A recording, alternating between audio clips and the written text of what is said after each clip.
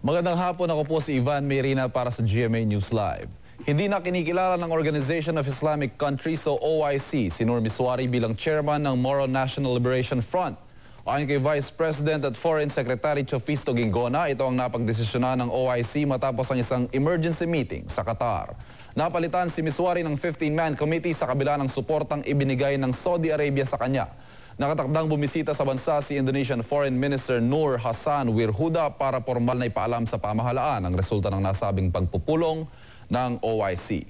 At yan po ang balita sa oras na ito. Samantala, narito mga balita mamaya. Saksi. Mga maiinit sa balita mamaya, saksi. Eksklusibo. Kay Torres at abogado niyang si Harriet Demetrio nagpunta sa PAGCOR para humingi ng kopya ng mga videotape kung saan nakita umanong nagpunta sa Casino Pilipino si Nita Blanca. Grupong IJAS at BHCC tutol sa pagkakatalaga kay Alfredo Lim bilang konsultant ng National Anti-Crime Commission. Sagot naman ni Lim, hindi niya hiningi kundi inalok sa kanya ang posisyon.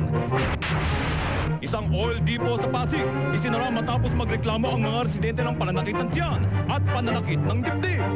Huwag magpahuli, mamayang alas 6 ng gabi ay sama-sama tayong magiging saksi.